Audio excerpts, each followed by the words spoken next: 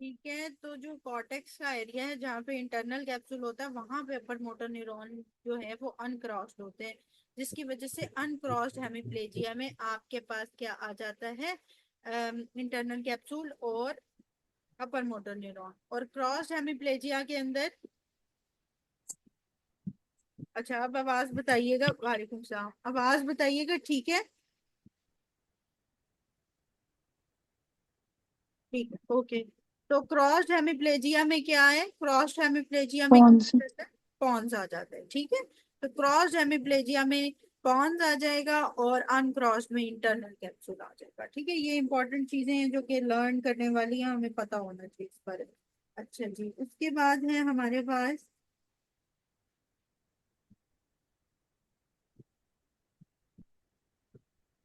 157. The patient went to the prosthodontics. It didn't fit in his mouth, so he was referred to a doctor on examination. Rigidity और tremors थे, तो nucleus is likely affected time. है substantia nigra, ठीक है। तो substantia uncrossed किस में होगा, uncrossed होगा इंटरनल कैप्सूल के अंदर, ठीक है। Upper motor neuron lesion internal capsule. Question number 158. The patient presented with a paralysis of the right limb and right lower face of, ma'am, जी जी, अगर 154 में अनक्रॉस है ना हेमिप्लेजिया, तो फिर स्पास्टिक पैरालिसिस ऑपोजिट साइज का कैसे? हाँ वो ये है कि हालांकि वैसे उसके अंदर अनक्रॉस्ड हेमिप्लेजिया आता है, अपर मोटर न्यूरॉन लियन जो है वो नीचे जाके जो है वो डिकसेट कर जाती है, ठीक है, दूसरी साइड पे चली जाती है, इसलिए वो spastic paralysis of opposite side को फिर लिखता है। लेकिन अगर इंटरनल कैप्सूल के लेवल पे अगर मैं अपर मोटर न्यूरॉन लियन की बात करूँ तो हाँ वो सेम साइड पे ही रहती है, ठीक है। लेकिन spastic paralysis of opposite side जब लोअर इंजरी पे पूछेगा तो फिर वो अपोजिट साइड पे ही हो जाएगा, ठीक है, इंटरनल कैप्सूल इंजरी के अंदर, ठीक है। तो अगर वो अपर कोई लेवल आपको पूछ लेता है तो फिर उसके अंदर आपने बताना होता है, लेकिन जो प्रेजेंटेशन होती है ना उसके अंदर ये होता है कि हमारे पास हम ये नहीं, प्रेजेंटेशन पे ये नहीं देखते, इंटरनल कैप्सूल का तो हो गया फॉर एग्जांपल, लेकिन हम अपर मोटर न्यूरॉन की presentation at the level of internal capsule नहीं देखते, ठीक है। अपर मोटर न्यूरॉन की आप प्रेजेंटेशन लोअर मोटर न्यूरॉन के बाद वो ही प्रेजेंटेशन देखते हो जो कि आपको नजर आ रही होती है, ठीक है। तो उसके अंदर फिर स्पास्टिक पैरालिसिस ऑपोजिट साइड की ही बनती है। लेकिन अगर at the point of internal capsule पूछ ले तो हाँ फिर उसी साइड का अपर मोटर न्यूरॉन आप सेम साइड पे बोलेंगे, ठीक है।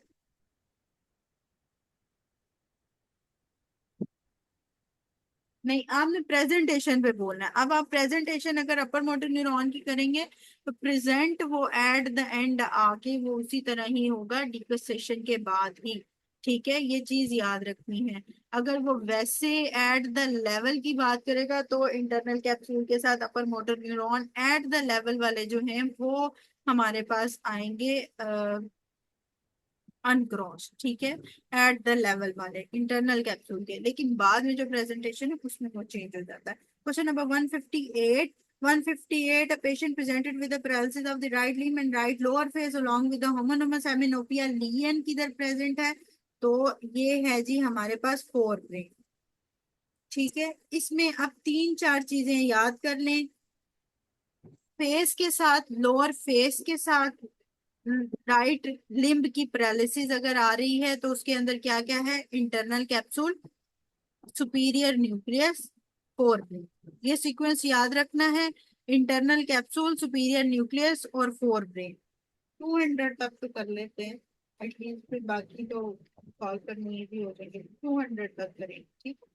तो क्या है, इंटरनल कैप्सूल, सुपीरियर न्यूक्लियस और फोर ब्रेन, इसका सीक्वेंस याद रखना है for the lower face involvement और लिम्ब इन्वॉल्वमेंट सेम साइड की, ठीक है, अनक्रॉस्ड के अंदर ही।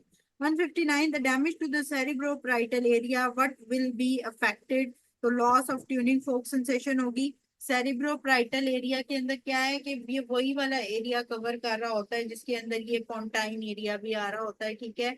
जिसके ऊपर जो है वो एट्थ नर्व इन्वॉल्वमेंट होती है, इसीलिए लॉस ऑफ जो है वो ट्यूनिक फोक सेंसेशन इधर लिखती है। ठीक है। Question number 164, the person who writes from his left hand, he suffered an RTA and head injury.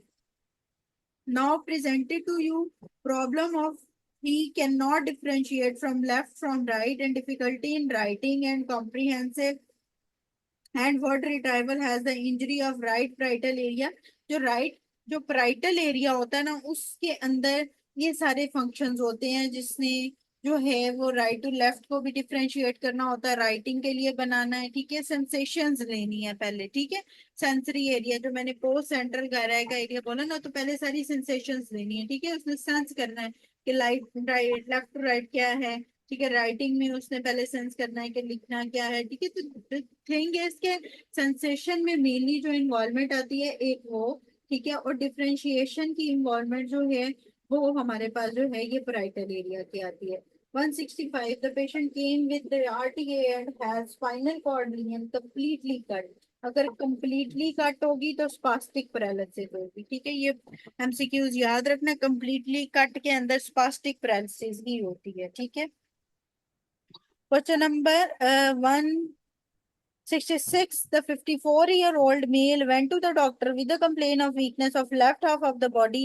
He has tremors of left hand at the end of movement, the muscular hypotonia of the left limb and tendency to fall on the left side। जब left side का सारा कुछ खराब हो जाएगा, वो गिरेगा भी लेफ्ट साइड पे, लेफ्ट साइड पे हाइपोटोनिया है, तो ये सेरिबेलम है एक ही साइड का।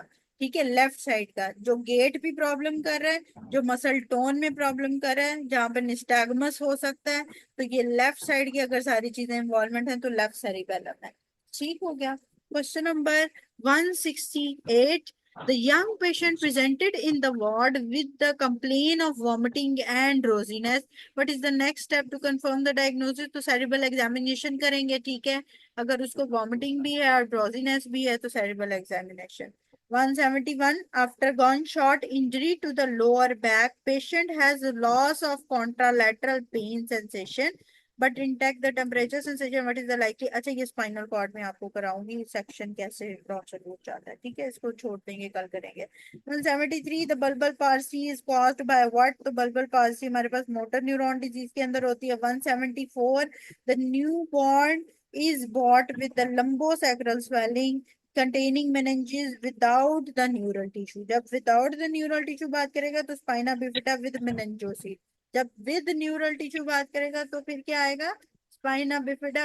स्पाइना बिफिडा लिख सकते हैं, लेकिन मेनिंजो माइलोसिस। ठीक है। तो न्यूरल टिश्यू या मेनिंजिस के साथ अगर आएगा तो मेनिंजो माइलोसिस। ठीक है।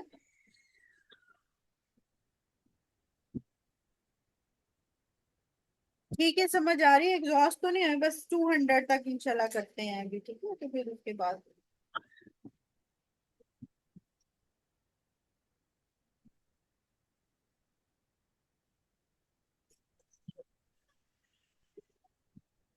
अच्छा जी। 178, the mass in the premotor anterior inferior part of the parietal lobe affected result in the what।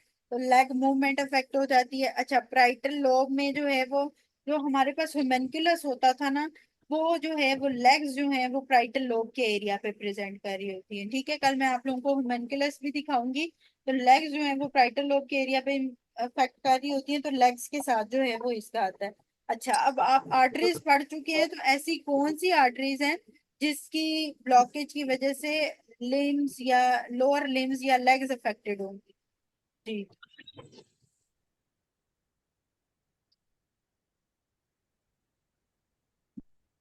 Anterior cerebral artery, very good. Anterior cerebral artery के साथ लोअर लिम्स अफेक्ट होते हैं।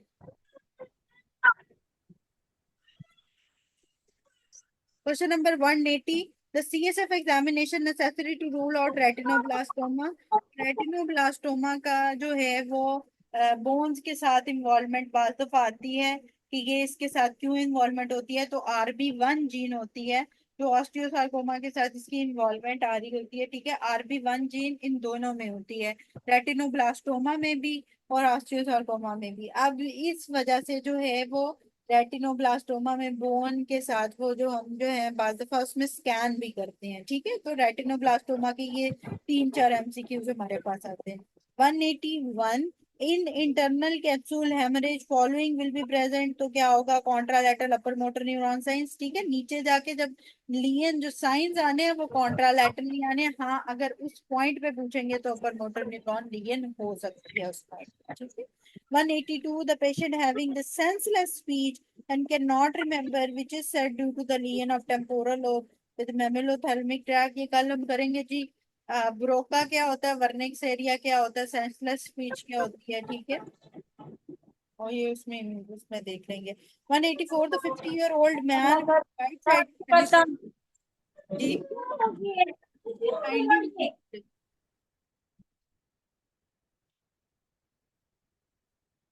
50-year-old man with the right-sided hemiparesis and carotid bruit. Which investigation? तो carotid आपके पास जब ब्रूए आई है तो आपने कैरोटिड आर्टरी डॉपलर करानी है, ठीक।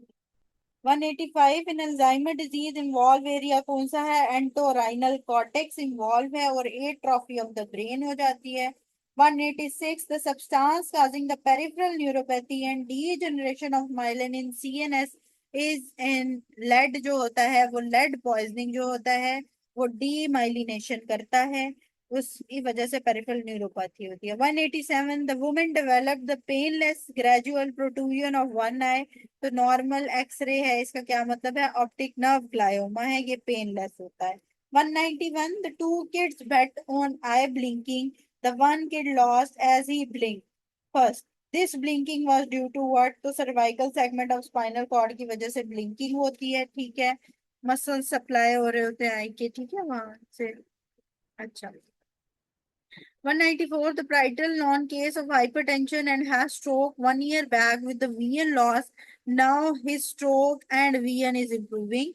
Actively, he had complaint of left homonymous hemianopia with the left hemi special neglect, which part of brain is involve.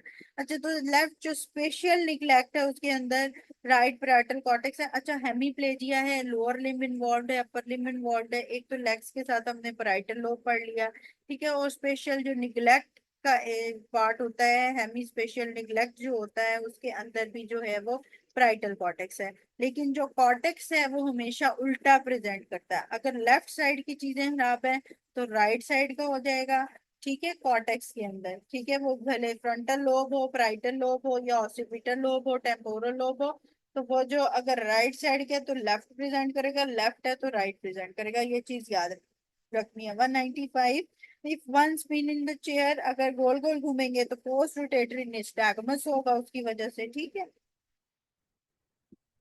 196, the GCS, GCS कोई आप लोगों में से ग्रुप में शेयर कर देगा, कौन ग्रुप में शेयर करेगा, डॉक्टर मरियम जीसीएस शेयर कर देंगी आप ग्रुप में, जीसीएस,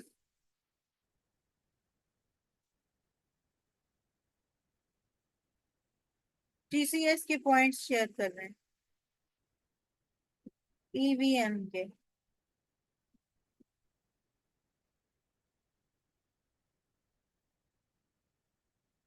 डॉक्टर मरियम लगता है शायद हमारे साथ नहीं है इस वक्त।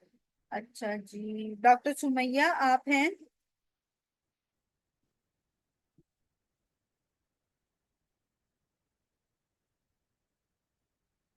ओके, जीसीएस के जो है ना वो स्कोरिंग आपने शेयर करनी है डिटेल में, जीसीएस, ठीक है। चले, okay fine. 197, in a patient George और कैप्सन न्यूक्लियस कौन सा इन्वॉल्व होगा, फिफ्थ नर्व न्यूक्लियस इन्वॉल्व होता है, okay thank you. 198, the 85-year-old male patient complain of lower back ache, doctor during examination notice a gout growth, तो tuft tuft hair जो निकला है वो स्पाइना बिफिडा वो कल्टा होता है। 199, the damage to the superior inferior parietal area, क्या damage होगा, लेग इन्वॉल्वमेंट, क्योंकि होम्युनकुलस की लेग जो है वो किधर इन्वॉल्वमेंट आ रही होती है, वहां पे आ रही होती है अपराइटल एरिया में, ठीक है। चलो जी, 200, ये वही है, प्रेस बायोपिया और लाइट रिफ्लेक्स लॉस है और अकोमोडेशन रिफ्लेक्स जो है वो हमारे पास जो है वो आ जाएगा, that is the Horner syndrome और ओ सॉरी सिफिलिस और एनसेफेलाइटिस, ठीक है। ये वो रिपीटिंग। चले जी, 200 अब आप लोग खुद कीजिएगा। 58 MCQ ऊपर है और ये इसमें सारे ही रिपीट है। ठीक है, कुछ है बीच में, एक दो नहीं है जो कि रिपीट नहीं। ओके, किसी का कोई क्वेश्चन, किसी की कोई क्यूरी, समझ भी आई है या नहीं आई?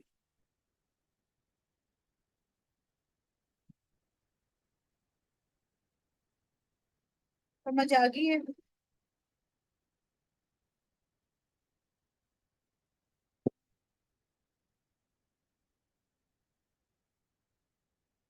अच्छा, CNS, हाँ मुश्किल लगेगा।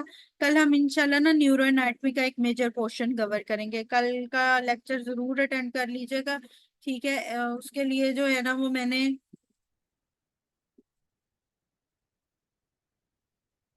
कल 3 बजे इंशाल्लाह।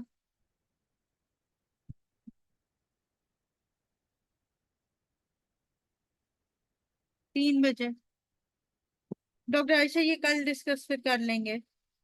पार्शियल सीजर्स का मैं डिटेल में फिर आपको बता दूंगी, ठीक है।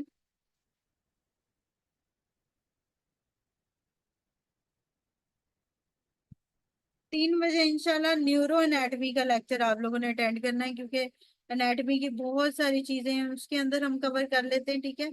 और उसी से ही आगे रिलेट करते जाएंगे तो सिम्टम, जो सिम्टोमेटोलॉजी है कि सिम्टम्स किस किस के किस चीज से आ रहे हैं, तो वो जरा इजी हो जाएगी हमारे लिए। ठीक हो गया? तो फिर कल का इंशाल्लाह लेक्चर होता है न्यूरो एनाटमी में। अभी इसको रिवाइज कर लीजिएगा, जो MCQs रह गए हैं वो रिपीट हैं, उनको करेंगे तो आएंगे, उनको जरूर करना है। जो मैंने करवा दी हैं उनको भी जरूर करना है, जो मैंने छोड़ दी हैं उनको भी करना है। ठीक है, ये नहीं है कि मैंने करवा दी है तो आप लोगों के आपने नहीं पढ़ने, ऐसा नहीं है। ठीक है, जो ये, ठीक है, जो ये सोचते हैं कि अगर मैंने करवा दी है उसके बाद नहीं करने की जरूरत, तो ये गलत है। अगर आप लोगों ने अभी नहीं किए तो पेपर में जब MCQ सामने आएगा तो वो याद नहीं आने वाला। ठीक है ना, तो इसलिए एटलीस्ट ये वाले MCQs जो कि आने हैं, रिपीट आने हैं, वो तो ठीक होने चाहिए ना। तो उसको आप रिवाइज करना। ठीक है, आसान हो जाएगी आहिस्ता आहिस्ता, एकदम सारी चीजें आसान नहीं होती हैं। जब ये CNS खत्म होगा, एक दफा खत्म होगा, फिर आप रफी से रिवाइज करोगे, फिर आपको पता चलेगा हाँ ये चीज मैंने डबल ए में भी की थी, रफी में भी की थी, और थ्योरी की बुक में भी की थी। तो चीजें जब कंपाइल करते जाओगे तो इजी हो जाएगा इंशाल्लाह। ओके फिर, ठीक है, अल्लाह हाफिज।